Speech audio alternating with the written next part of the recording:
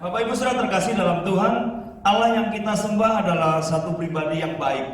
Dan kita harus tahu dan mengerti bahwa Tuhan itu sungguh-sungguh ingin memberikan yang terbaik dalam kehidupan kita. Terlebih di tahun ini kita memasuki tahun dimensi yang baru. Mari Bapak Ibu Saudara terkasih dalam Tuhan, kita terus belajar meningkatkan pengertian kita terus melakukan yang terbaik bersama dengan Tuhan. Saya bisa dibantu oleh multimedia. Dan biarlah Tuhan senantiasa selalu membawa kita untuk kita bisa menikmati karyanya yang luar biasa. Bapak Ibu Saudara terkasih dalam Tuhan, pagi hari ini saya akan sampaikan dengan satu tema di mana Tuhan selalu memberikan yang terbaik. Di mana Tuhan selalu menunjukkan yang terbaik dalam kehidupan kita. Kita sudah meninggalkan tahun 2019 dan kita memasuki tahun 2020, di mana dikatakan di tahun 2020 adalah tahun dimensi yang baru. Pagi hari ini saya sampaikan dengan satu tema, God Goodness, yaitu apa? Kebaikan Tuhan. Tahun 2019 sudah kita lewati dengan segala macam permasalahan dalam kehidupan kita. Ayo, ketika kita memasuki tahun 2020, jangan lagi kita hidup dengan cara 2019.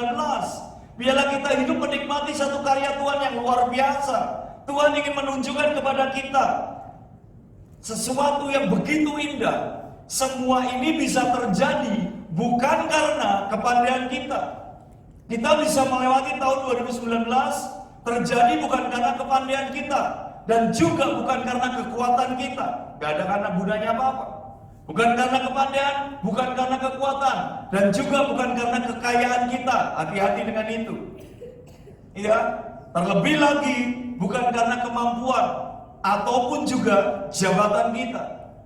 Tapi ingat Bapak Ibu Saudara terkasih dalam Tuhan, itu semua terjadi karena anugerah dari Tuhan.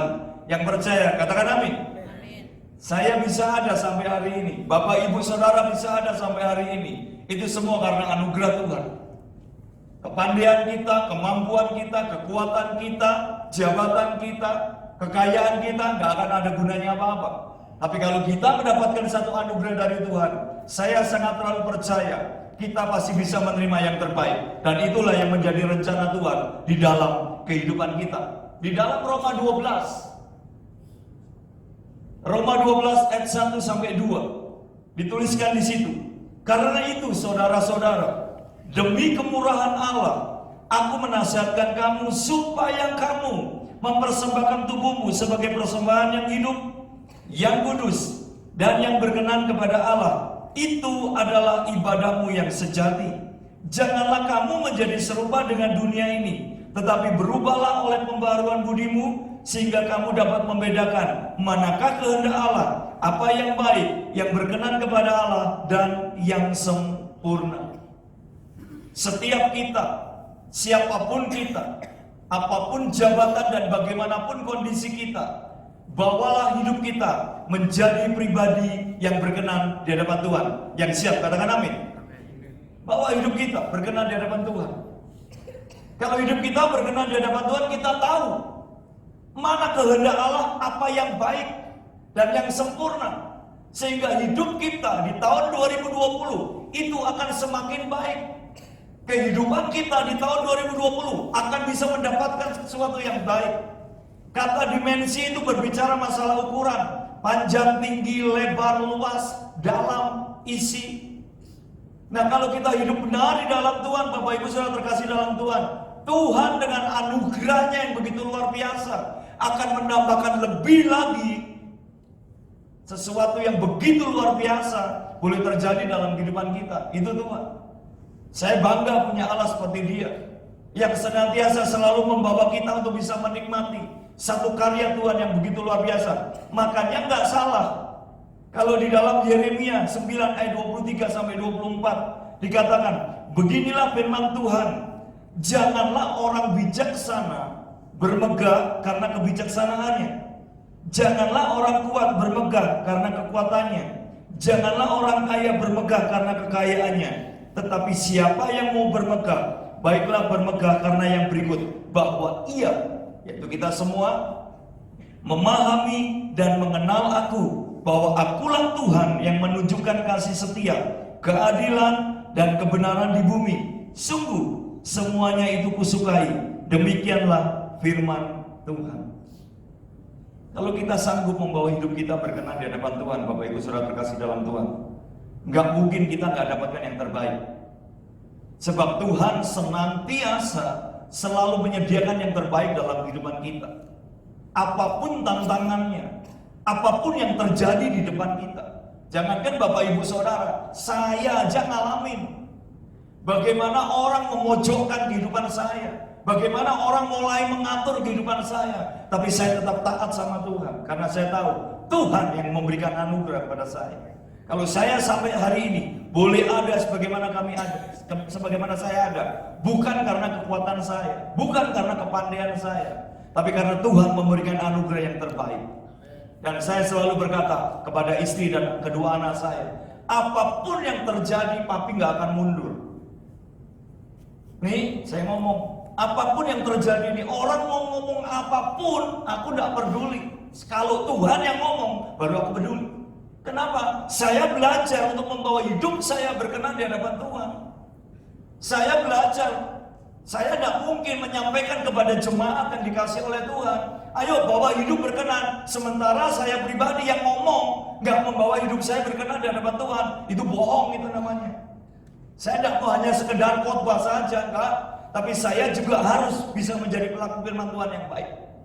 Sehingga saya bisa memberikan apa yang saya alami, dan itulah yang bisa Bapak Ibu Saudara alami untuk memasuki tahun dimensi yang baru. Kita akan menikmati satu karya yang luar biasa karena ada perjanjian yang kekal. Kenapa kita harus hidup berkenan di hadapan Tuhan? Sebab ada perjanjian yang kekal. Apa perjanjian yang kekal? Di dalam 2 Samuel 23 ayat yang kelima dengan jelas dituliskan, bukankah seperti itu keluargaku di hadapan Allah? Yes.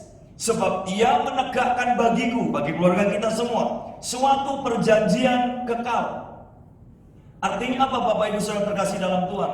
Kalau hidup kita berkenan di hadapan Tuhan, ada satu perjanjian kekal dari Tuhan kepada kita, kepada keluarga kita, kepada usaha dan pekerjaan kita, dan itu tidak bisa diganggu oleh siapapun juga.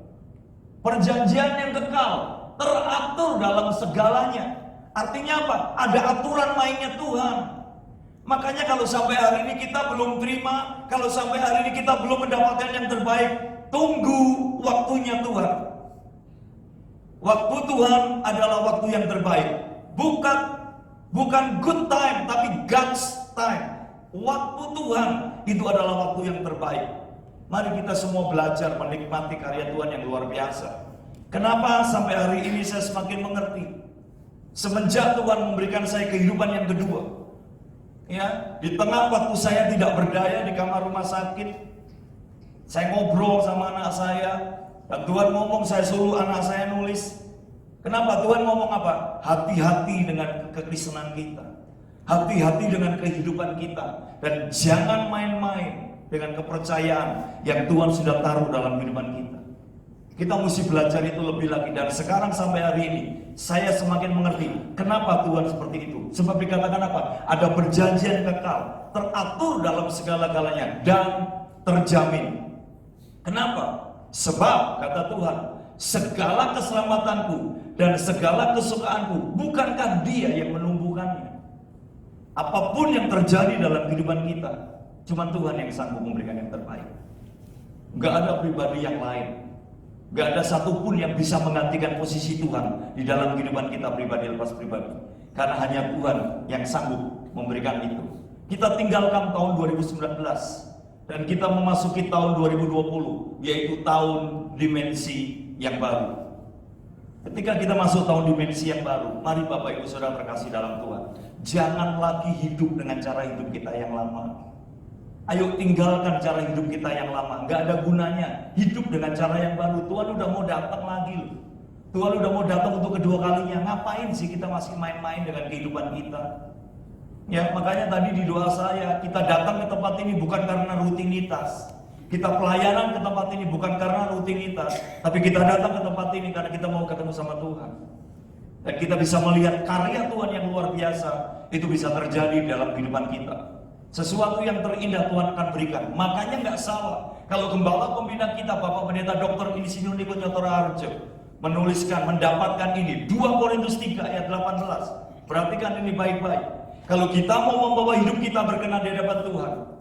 2 Korintus 3 ayat 18. Dan kita semua, artinya siapapun kita yang ada di tempat ini, mencerminkan kemuliaan Tuhan dengan muka yang tidak berselubung. Dan karena kemuliaan itu datangnya dari Tuhan yang adalah Roh, maka kita diubah menjadi serupa dengan gambarnya dalam kemuliaannya yang semakin besar. Bapak Ibu Saudara terkasih dalam Tuhan, tadi saya tidak mengerti ayat ini.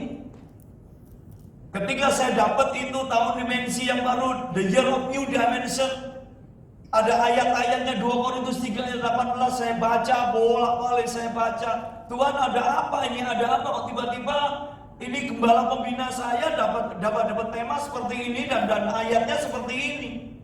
Di dalam 2 Korintus 3 ayat 18 dan sampai akhirnya di satu titik tertentu, ya, Tuhan berkata tidak berselubung.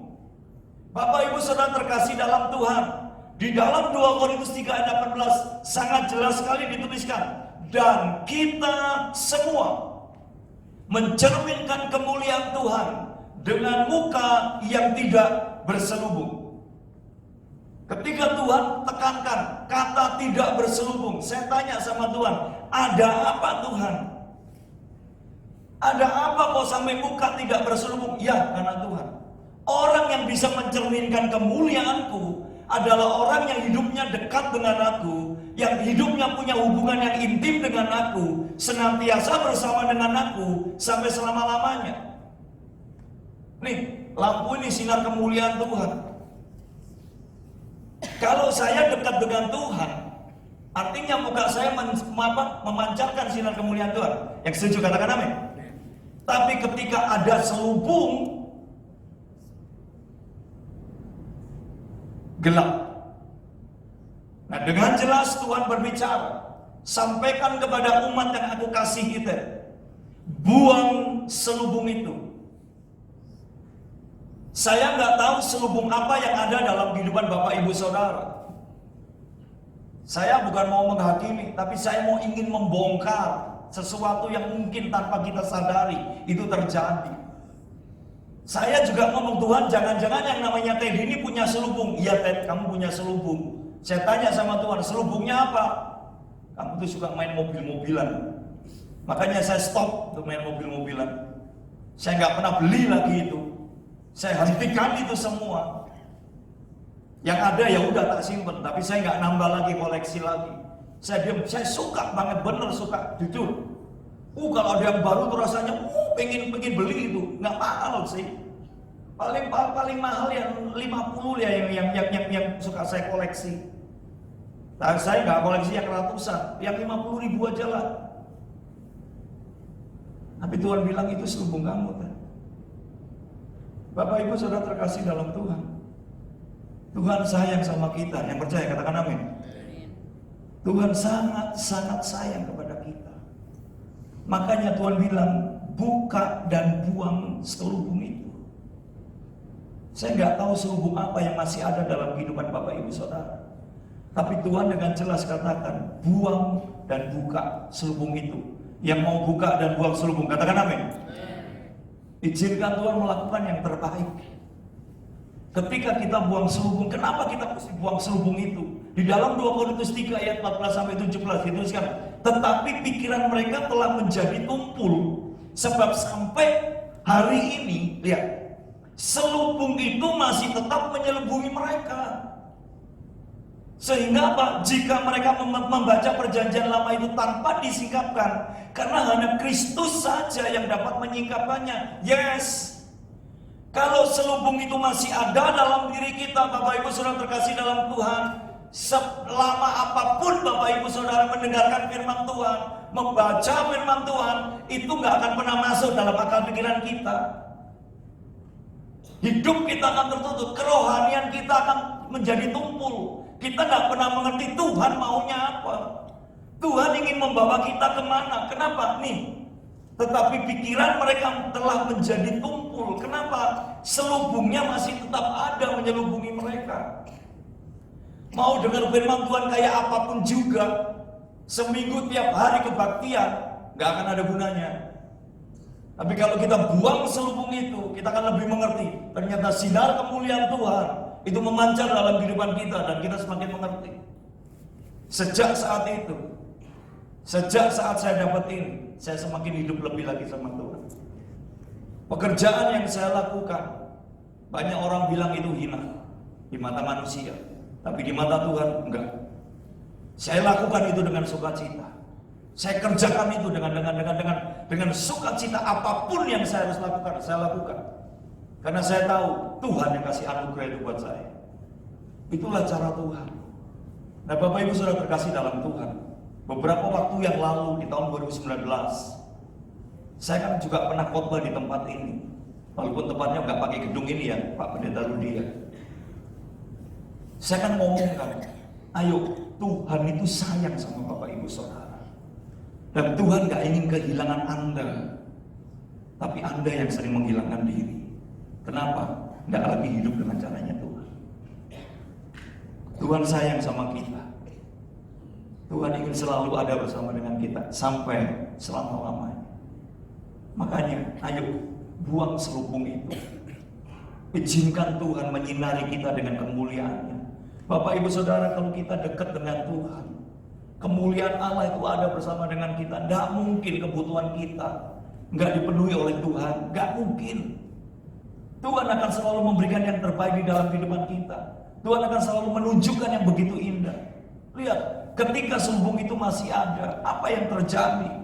Yesaya 6 ayat 10. Buatlah hati bangsa ini keras, dan buatlah telinganya berat mendengar, dan buatlah matanya melekat tertutup, supaya jangan mereka melihat dengan matanya, dan mendengar dengan telinganya, dan mengerti dengan hatinya, lalu berbalik dan menjadi sembuh.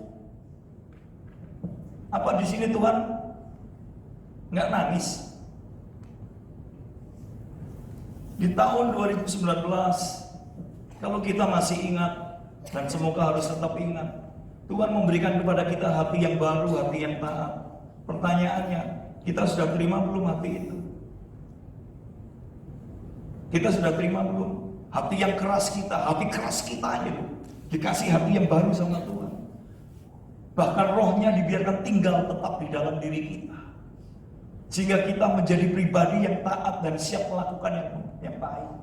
Nah, kalau Tuhan sudah lakukan, lihat, kalau kita mengikuti ya perjalanan gereja ini dari awal. Saya mengikuti dari awal berserta dengan hambanya ini, Bapak Pendeta Didik. Kaget, saya ketemu loh, dia yang main keyboard. Grogi juga saya, karena saya nggak bisa nyanyi. Nanti saya minta tolong adiknya Pak Hoskor itu nanti bantu saya nyanyi. Ya, saya sama beliau ini dari zaman perjuangan ya Pak. Sama beliau ikutin misi dari tahun ke tahun, itu semua nyambung. Sampai saya buka, iya ya Tuhan ya, kok Tuhan kasih nyambung ya, mempersiapkan umat yang layak tahun ini semua. Sampai tahun 2020 memasuki tahun dimensi yang baru. Dan cuma satu keinginan Tuhan, membuat hidup Bapak Ibu Saudara itu menjadi lebih baik lagi. Yang percaya katakan amin. Akan ditambahkan, berkatnya ditinggikan, didalamkan, diluaskan, isinya diperlebar. Itu yang Tuhan mau tambahkan dalam kehidupan kita. Tapi kalau kita nggak mau, ya jangan salahkan Tuhan. Kalau kita masih pakai selubung itu dan kita nggak mau buka atau buang selubung itu, ya jangan salahkan Tuhan. Sebab Tuhan sudah melakukan yang terbaik. Makanya ketika saya tanya Tuhan, kok seperti ini Tuhan ya? Iya, aku mau membuat mereka lebih mengerti akan rencana, sehingga ketika mereka menjalani hidup ini, kita tahu, kita jangan lagi takut dan khawatir. Bapak Ibu Saudara terkasih dalam Tuhan, kita jangan lagi takut dan khawatir. Kenapa? Di dalam Mazmur 37 ayat 23 dituliskan, Tuhan menetapkan langkah-langkah orang yang hidupnya berkenan kepadanya. Apabila ia jatuh, tidaklah sampai tergeletak, sebab tangan Tuhan menopangnya. Lihat, Tuhan menetapkan langkah-langkah orang yang hidupnya siapa? Makanya tadi kenapa dikatakan hidup kita harus berkenan di hadapan Tuhan. Mungkin kita nggak lihat hari ini, mungkin kita nggak tahu hari ini. Loh kok seperti ini ya? Yang lain lebih enak ya? Biarin. Ngapain sih kita mesti memusingkan itu?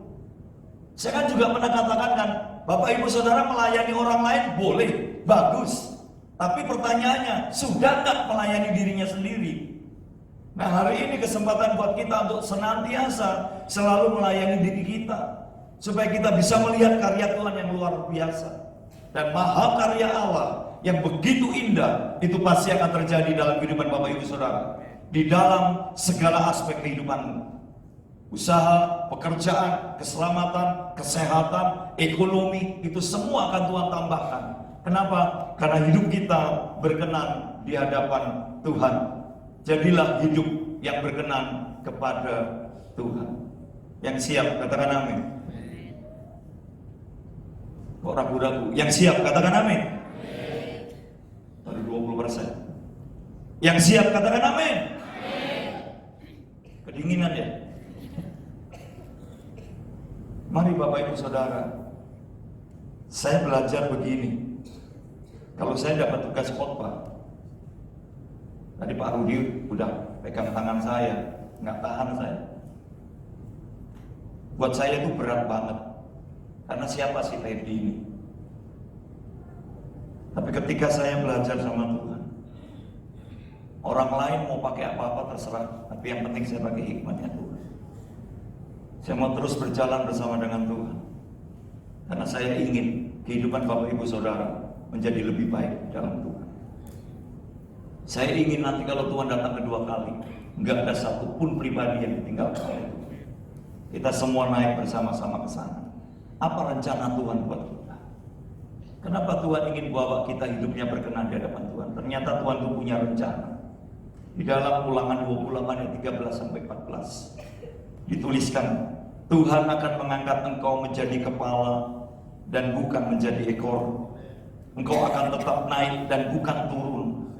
Apabila engkau mendengarkan perintah Tuhan Allahmu yang kusampaikan pada hari ini, kau lakukan dengan setia. Dan apabila engkau tidak menyimpang ke kanan atau ke kiri dari segala perintah yang kuberikan kepadamu pada hari ini, dengan mengikuti Allah lain dan beribadah kepadanya.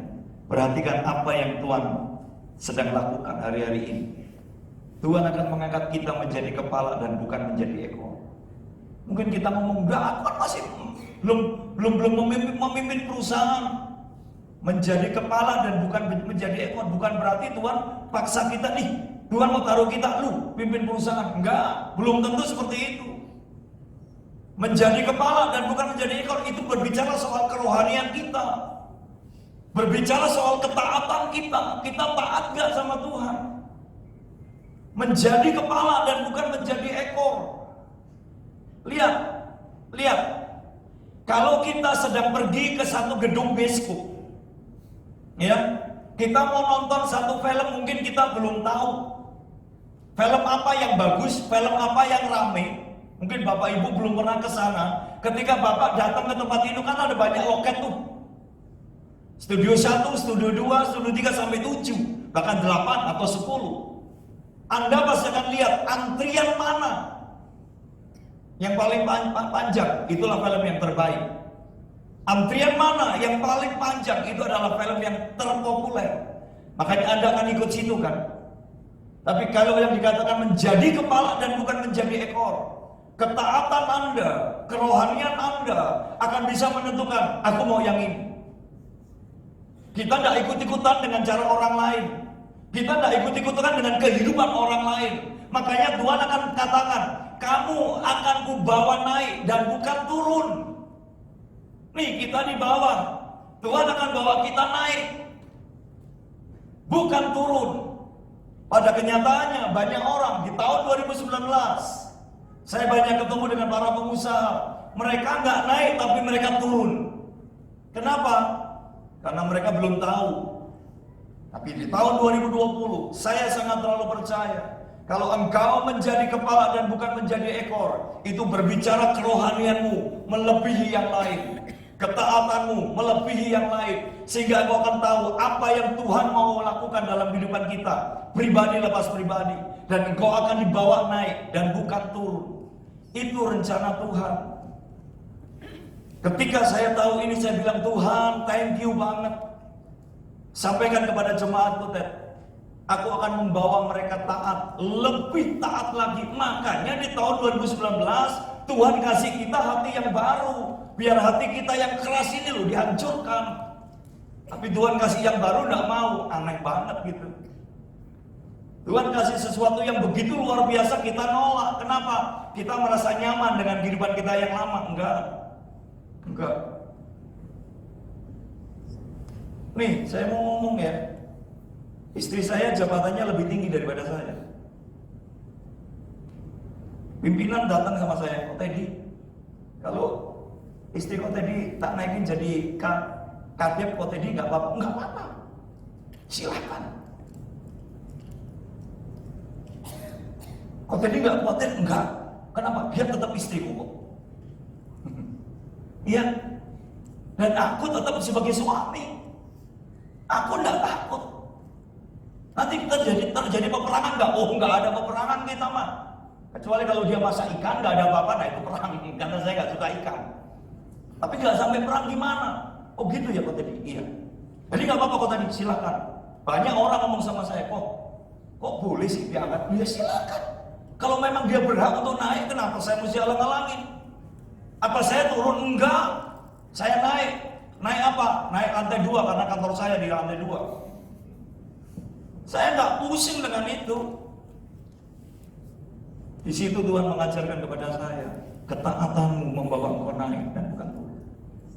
Tapi apa yang harus kita lakukan? Buang selubung itu. Yang mau buang selubung, katakan amin. Lihat nanti, tak ambil lagi karena disebut tangan saya. Lihat nanti, Tuhan akan lakukan yang terbaik dalam kehidupan kita. Bapak Ibu sudah terkasih dalam Tuhan. Tuhan itu sayang banget sama kita. Kalau kita nggak bisa menyayangi diri kita, kita mau jadi apa sih? Heran banget saya. Sampai aduh, Tuhan ini gimana caranya ngomong? Ya lu ngomong aja kan, nanti aku yang ngomong. Saya pulang dikeroyok Tuhan.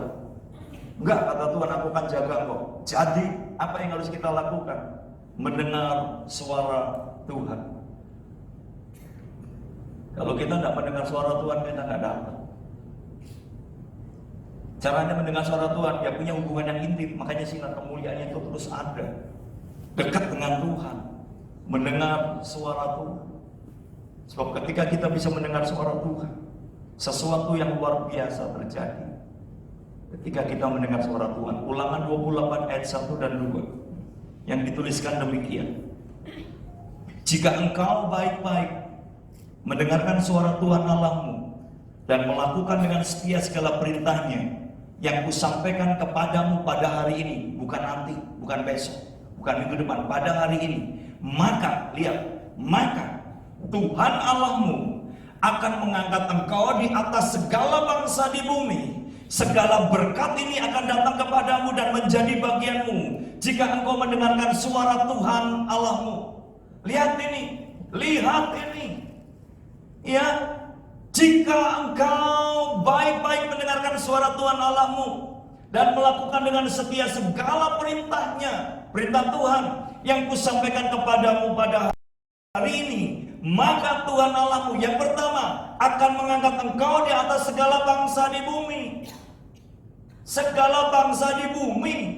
Dan dikatakan apa? Segala berkat ini akan datang kepadamu dan menjadi bagianmu. Kalimat ini sangat luar biasa. Nih, di tangan saya ada 2 botol air minum. Yang tadi dikatakan segala berkat ini akan datang kepadamu dan menjadi bagianmu. Ketika air minum ini saya bawa, ya, saya acak dan saya kasih kepada hambanya, suami istri satu-satu. Itu bagiannya dia. Makanya Bapak Ibu ketika nggak dapatkan itu jangan iri. Kan kita suka iri. Kenapa aku kok nggak dapat? Ya hidupmu bagaimana? Engkau taat nggak? Engkau hidup berkenan nggak di hadapan Tuhan? Saya belajar loh soal itu. Menjadi bagian dia, bukan bagian orang lain. Orang lain apa? Nanti. Kalau hidupnya berkenan, dia juga pasti akan dapatkan. Karena Allah yang kita sembah adalah pribadi yang adil. Kalau dia pribadi yang adil, dia selalu memberikan yang terbaik dalam kehidupan kita. Berkat untuk kita, pribadi lepas pribadi, belum tentu sama dengan yang lain. Tapi Tuhan pasti akan memberkati, itu aja. Tapi cara Tuhan yang terbaik, itu pasti akan Tuhan berikan kepada kita. Yang percaya katakan amin. Makanya dengarkan suara Tuhan, supaya kita tahu apa yang Tuhan mau lakukan di dalam kehidupan kita. Berkat Tuhan Yesus sangat melimpah dalam hidupku. Saya boleh undang pemain musik leader boleh bantu saya. Mari, Bapak Ibu Saudara terkasih dalam Tuhan. Kalau kita selalu mendengarkan suara Tuhan, hubungan kita dekat sama Tuhan, sinar kemuliaan Allah itu ada bersama dengan kita. Dan ketika sinar kemuliaan Allah itu ada bersama dengan kita, lihat nanti, lihat cara Tuhan. Lihat cara Tuhan yang luar biasa. Tuhan akan memberikan yang terbaik di dalam kehidupan kita. Tuhan akan menunjukkan yang terbaik. Bapak Ibu Saudara terkasih dalam Tuhan, sebelum saya mengakhiri di kebaktian pertama, saya mau tanya, Tuhan kurang apa sih sama kita? Coba, apa yang kurang Tuhan dalam kehidupan kita pribadi lepas pribadi? Ngomong sama Tuhan. Kita yang banyak kurang kepada Tuhan. Kita yang banyak membawa hidup kita tidak berkenan di hadapan Tuhan. Tuhan kurang apa? Kurang apa? Ngomong. Tuhan, kamu kurang begini. Tuhan itu lebih luar biasa. Tahun 2019 kita sudah tinggalkan dengan segala macam permasalahan, persoalan, problema dalam hidup kita. Tapi justru di tahun 2019 Tuhan kasih kita hati yang baru. Kalau kita bisa menerima hati yang baru, kita pasti bisa membawa hidup kita berkenan di hadapan Tuhan. Dan kita pasti mendapatkan yang terbaik. Yang siap katakan amin.